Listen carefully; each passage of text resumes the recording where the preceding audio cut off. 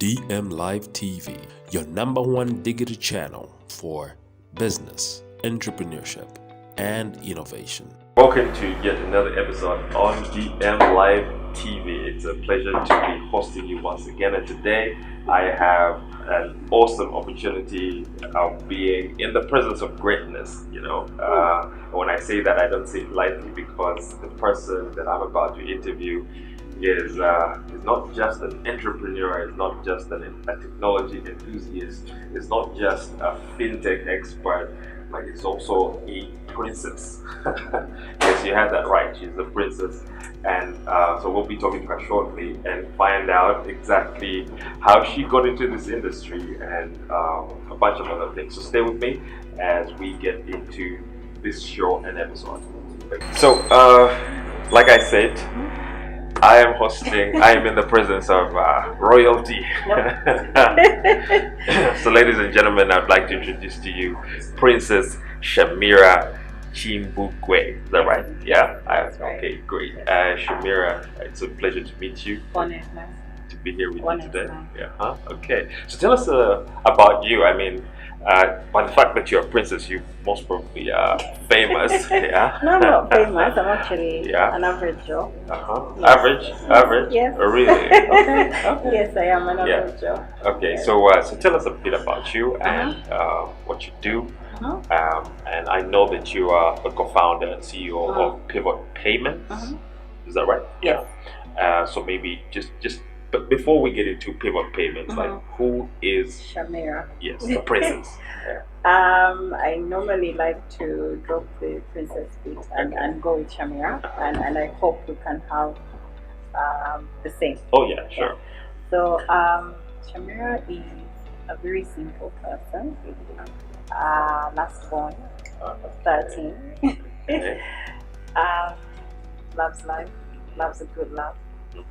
I am a lawyer by profession. A lawyer? Yes. Oh, okay.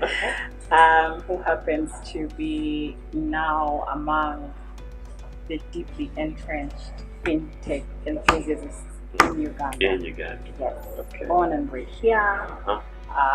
Went to my business secondary school, girls' school actually. Yeah. Went to Makerere University. Left the country, did a bit of study abroad, and came back. Well, you're glossing over abroad and came back, but like, where did you study? I went to Dundee. Okay. Yes. That's in the US, right? UK. Okay. Yes. And when I came back, I was lost, to be honest. I was very, very lost. I didn't know what to do, in the sense that I never wanted to be a lawyer. Okay. I come from those families, very traditional families. Yeah. My dad wanted a lawyer, a doctor, an engineer, an economist. He was the traditional dad who didn't really go far with education, and so he wanted to see that in us. Okay. And so he chose for me law. He said, "You're going to be the lawyer." I said, "No," and he said, "Well, I'm paying for you. You're going to be what I want." Yeah. And so I went through with it. Okay. And I didn't even practice for a single year. Not at all. I stopped. Only moved, only school, done. Were you committed to like the bar? No. Not even that. I walked away from it. Walked away. After I got my degree, which is a very good degree because I got an upper. I had the conversation with him. I said, "This is yours. Yeah. You now paid for it. Yeah. Well, this is the receipt." Wow. It both broke his heart. Yeah.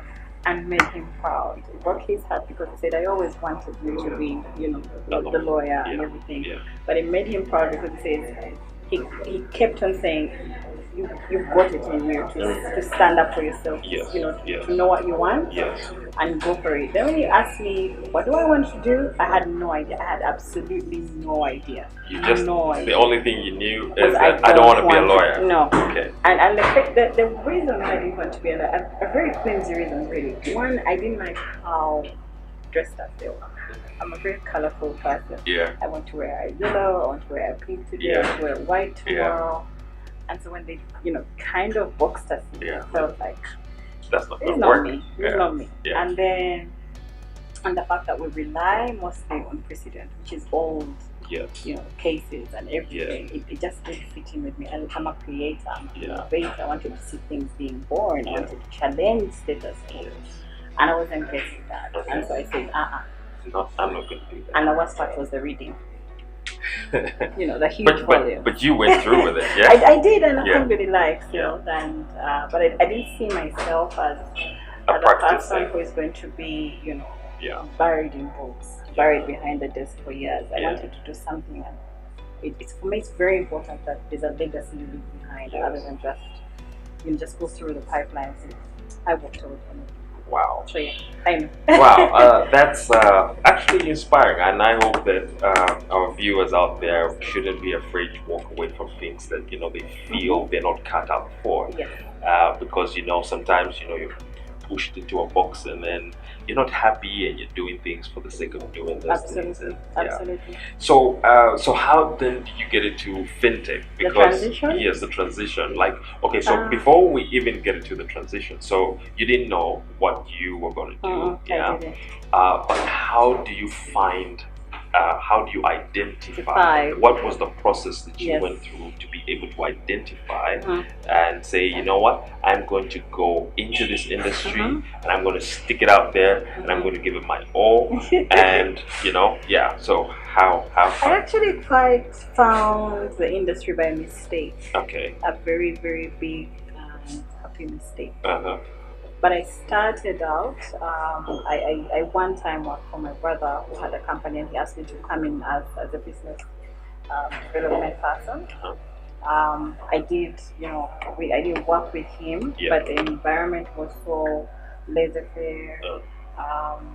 It had its own challenges. I knew I wouldn't fit in. I don't typically like working in environments where there's literally no direction or goal. And so I found myself getting bored. Okay. And then I was invited, by now, I think he's the MP for Kawe, if I'm not mistaken. Okay. Bashir. He invited me to. I think he was before. Yeah. No, he is now. He's the new one. Yes. Okay. He invited me to come and consult when they were opening up Pale FM. So I was in media at a certain point. I built their business development department, the marketing department, the sales department. It came so naturally. I had some training in the UK. I had worked. I had some bit of experience, and we used to work out of a hotel, literally beds, because the station hadn't been built. It was exciting. And then a certain gentleman picked me up. He saw something in me. He's called Ugandan.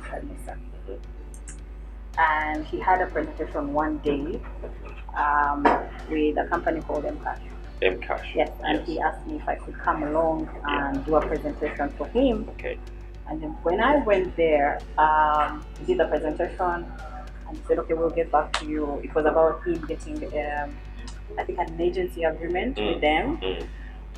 But then when I left, 2 hours later, I got a call and they asked me if I would want to join them and work with them. So the Mcash people now called you. Okay. Yes, I was very confused. I said, look, I didn't come for a job, I came for this. And I don't even know what you're talking about. I don't even know the industry. I have no idea. But I had been in banking a bit. Okay. And I go about the suits, the ties, so it looks like you so this is the process, so you've done a little bit of media, you've done media, business development, you've done, and for me, that was the most important phase of my life, because not only did it shape me, but it challenged me. I didn't want to settle down for something that I wasn't comfortable in. I did not want to settle down for something that was, I didn't see myself changing, status quo. I'm a very fast learner, alhamdulillah, but I needed something that would keep me awake, would get me up in the wee hours of the night, 3 a.m., jot down something, think about this, what is happening here. And so having tried that, the different things, it gave me exposure, but it also gave me choice.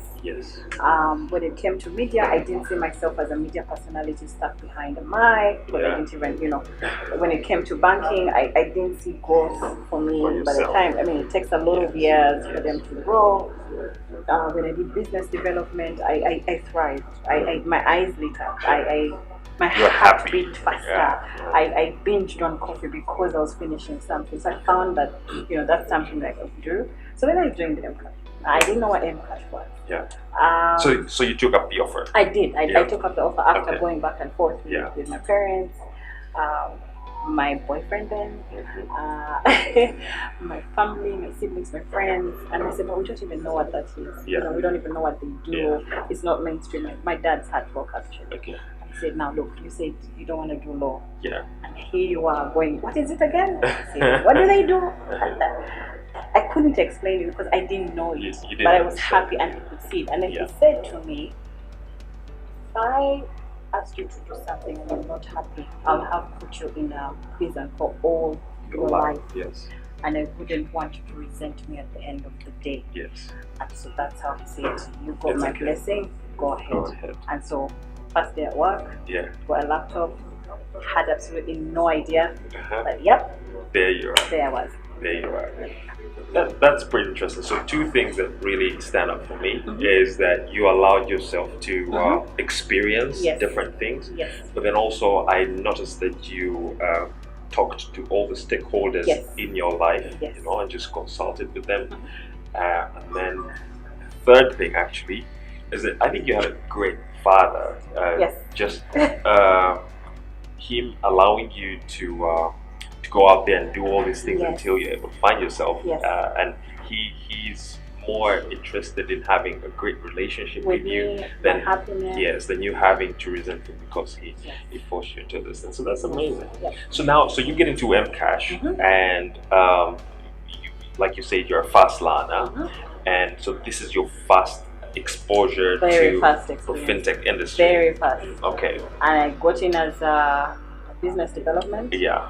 And then brand development manager, but then they realized I was very, very, oriented on the development side, Yes. on the marketing side, on the Yes. sales side, Yes. so I bring in the numbers. Yes. I understood the business faster, and so I started moving up and down the country. Okay. Doing Bali, it was actually my station at one point. Ah, okay. I like to joke about me working 8 days a week. I moved, a bit, and we spread the gospel of wallet, which Yes. was the first wallet outside of mobile money in Uganda. And so I had the privilege to learn. It was hard, it was early on the market, Yes. Yeah. how it was received, especially by the rural people. But for me, the most important thing was it changed people. Yes. And that's what struck me the most. I said, this is what I want. Yes. Because they had built So financial inclusion. Yes. Yeah. I remember my turning point. I had gone to Mbale, deep down in the hills, I think. And there was a lady I found bruised. She had lost a tooth.